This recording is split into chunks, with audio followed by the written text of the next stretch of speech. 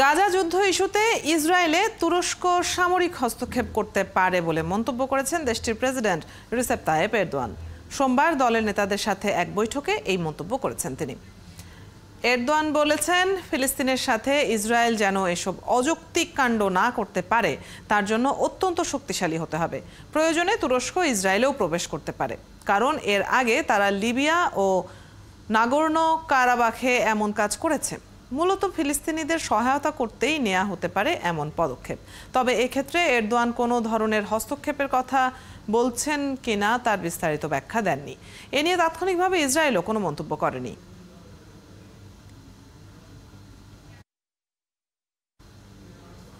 গাজা সংকট মোকাবেলায় প্রয়োজনে তুরস্ক ইসরায়েলে ঢুকবে, এই জন্য অনেক কঠিন হতে হবে, এমন মন্তব্য তুরস্কের প্রেসিডেন্টের।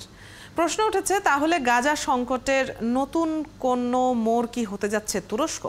আলাপ করে চলুন, আমাদের সাথে আছেন আন্তর্জাতিক সম্পর্ক বিশ্লেষক অধ্যাপক ডক্টর শাহাব এনাম খান। স্বাগত জানাচ্ছি আপনাকে সংবাদ বিস্তারে। গাজা সংকট মোকাবেলায় প্রয়োজনে তুরস্ক ইসরায়েলে ঢুকবে, এরদোয়ানের এই কথার মধ্য দিয়ে ঠিক কি ধরনের হস্তক্ষেপের ইঙ্গিত পাওয়া যায়? ধন্যবাদ। খুব ইন্টারেস্টিং টাইম, কারণ এইখানে অনেকগুলি ঘটনা একসাথে ঘটছে। আসলে একটা হলো যে দুটা মেথডে হতে পারে। একটা হলো সরাসরি ইনভেশন, যেটাকে বলা হয়, কারণ মিলিটারি ফায়ার পাওয়ারের দিক থেকে চিন্তা করলে টার্কির এখনো পর্যন্ত অনেক সুপেরিয়র অবস্থান আছে। সেই কারণে তার পক্ষে এটা পসিবল, কারণ হামাসের সাথেও তার সম্পর্ক খুব ভালো। ন্যাচারালি ইরানের সাথেও তার সম্পর্ক কমপ্লেক্স হলেও এখন বেটার হচ্ছে। সুতরাং সব দিক থেকে একটা ডিরেক্ট ইনভেশনের পসিবিলিটি করা সম্ভব। অন্যদিকে তারা যেভাবে অতীতে এনগেজ হয়েছিল লিবিয়া বা নাগোর্নো কারাবাখে, অর্থাৎ সেই জায়গাতে বিভিন্ন টেকনোলজি সাপ্লাই থেকে শুরু করে বিভিন্ন রকমের যে মিলিটারি গ্রাউন্ড সাপোর্ট দেওয়া বা এয়ার সাপোর্ট দেওয়া বা ইন্টেলিজেন্স সাপোর্ট দেওয়া, সেগুলি তারা দিতে পারে। তো এই দুটো দিক থেকেই করতে পারে। সেটা হলো আপনার মোটামুটি মিলিটারি পার্সপেক্টিভ থেকে। আর এছাড়া যদি ট্রেড পার্সপেক্টিভ থেকে দেখা যায়, এই মুহূর্তে তো ইসরায়েলের সাথে যে টার্কির একটা অর্থনৈতিক সম্পর্ক ছিল, সেটাও কিন্তু এরদোগান বন্ধ করে দিয়েছেন। এটার মেইন কারণটা ছিল হলো যে ডোমেস্টিক পলিটিক্সে তিনি সাংঘাতিকভাবেই ক্রিটিসাইজ হচ্ছিলেন, কারণ তার যে মেজর আইটেমটা যেটা ইসরায়েলে সাপ্লাই করতো সেটা হলো এভিয়েশন ফুয়েল। এবং এভিয়েশন ফুয়েল যেটা ক্রিটিসাইজ হয়েছিল যে এটার মাধ্যমেই গাজার উপরে যত রকমের রিপ্রেশন চালানো হচ্ছে, মিলিটারি থেকে শুরু করে বা এয়ার ডিফেন্স সিস্টেম থেকে শুরু করে সবকিছু। সুতরাং সব দিক থেকে দেখলে পরে তিন দিক থেকেই মানে ইসরায়েলের উপরে টার্কির একটা মিলিটারি ক্যাম্পেইন করা সম্ভব। তবে এদিকে ন্যাটো থেকে তুরস্ককে বহিষ্কার করার কথা অনুরোধ জানিয়েছে ইসরায়েল। তো এতে করে উত্তেজনা আরো উস্কে উঠবে কিনা?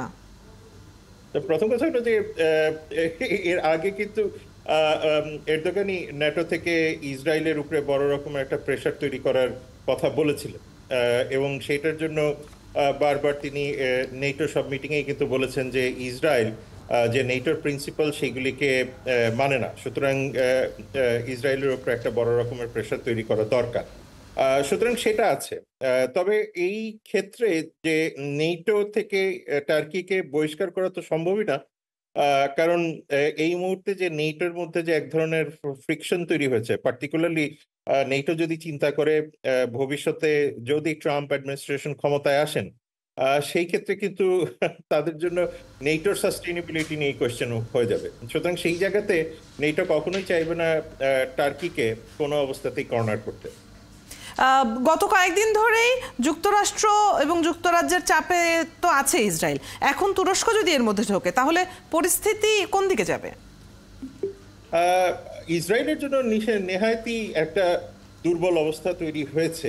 যদিও নেতানিয়াহু তার ডোমেস্টিক পলিটিক্যাল কম্পালশনের জন্য কোনো অবস্থাতেই পিছু পা হচ্ছেন না, কিন্তু আপনি যদি দেখেন যে তার উপরে যেই পরিমাণ প্রেশারটা তৈরি হয়েছে, সেটা টার্কি না, আপনার ইউরোপে বলেন বা মিডল ইস্টে বলেন, সেটা নেহায়েতই খুবই জোরালো।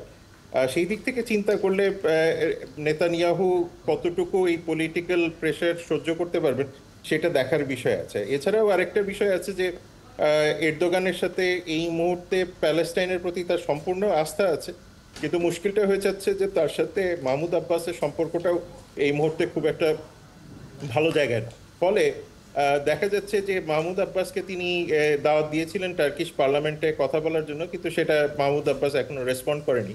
সেটার প্রেক্ষিতে তিনি বলেছেন তার অ্যাপোলোজাইজ করা উচিত। সুতরাং সেই জায়গাতেও দেখা যাচ্ছে যে তার ক্ষেত্রে পলিটিক্যাল প্রেশার যেরকম ইসরায়েলের উপরেও দিতে হচ্ছে, গাজা বা প্যালেস্টাইনের উপরেও তাকে তৈরি করতে হবে। সুতরাং তার জন্য এখন মানে পরিস্থিতিটা জটিল। এবং এছাড়াও এটা মনে রাখা দরকার যে তিনি এই বক্তব্যটা দিয়েছেন তার হোম টাউনে, যেখানে একটা ফার রাইট ইনফ্লুয়েন্স কিন্তু তার উপরে আছে। সুতরাং এই ফার রাইট পলিটিক্যাল এন্টিটিদেরকেও যদি তার কোনো না কোনোভাবে সাপোর্ট দিতে হয় এবং তার সাপোর্ট যদি পেতে হয়, সুতরাং তাকে এই ধরনের ন্যারেটিভটাও দেওয়াটা জরুরি। সুতরাং সব দিকে থেকে চিন্তা করলে পরে আসলে এটা একটা যৌগিক সিচুয়েশন। তবে আমার যেটা ধারণা যে সব পসিবিলিটি থাকলেও এরদোগানের আসলে কোনো সঙ্গত কারণ নাই একটা যুদ্ধ তৈরি করা বা গ্রাউন্ড বা এরিয়াল ইনভেশনে যাওয়া। সেই ক্ষেত্রে তার এই হস্তক্ষেপে এখন যে বিরাজমান যুদ্ধ পরিস্থিতি, সেটা একটা ইতিবাচক দিকে মোড় নেয়ার কিছুটা সম্ভাবনা তার মানে থাকছে কি? আমি নিশ্চিতভাবে দেখি, কারণ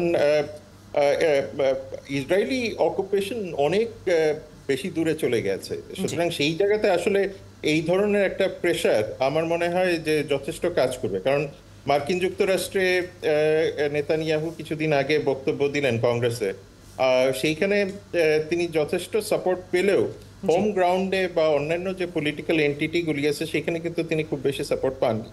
সুতরাং সবকিছু মিলিয়ে এই ধরনের ন্যারেটিভ, মানে এরদোগানের এই ধরনের ন্যারেটিভ আমার মনে হয় যে কিছুটা হলেও একটা, যেটাকে আমরা বলি ডেটারেন্স, অর্থাৎ আপনার একটা স্থিতি অবস্থা তৈরি করবে। এবং সেটার জন্য আমার মনে হয় যে এই ধরনের অবস্থান খুবই গুরুত্বপূর্ণ। সবাই নিশ্চয়ই প্রত্যাশা করে যে একটা স্থিতির অবস্থা বিরাজ করুক, মানে একটা লম্বা সময় ধরে ফিলিস্তিনের যে এরকম পরিস্থিতি বিশ্ববাসী দেখছে, তাতে সবার জন্যই খুবই ডিস্টার্বিং এই ব্যাপারটা। তো একটা ইতিবাচক দিকে সেটি মোড় নিক, সেটা নিশ্চয়ই সবাই চায়। অনেক ধন্যবাদ আপনাকে আমাদের সাথে যুক্ত হবার জন্য।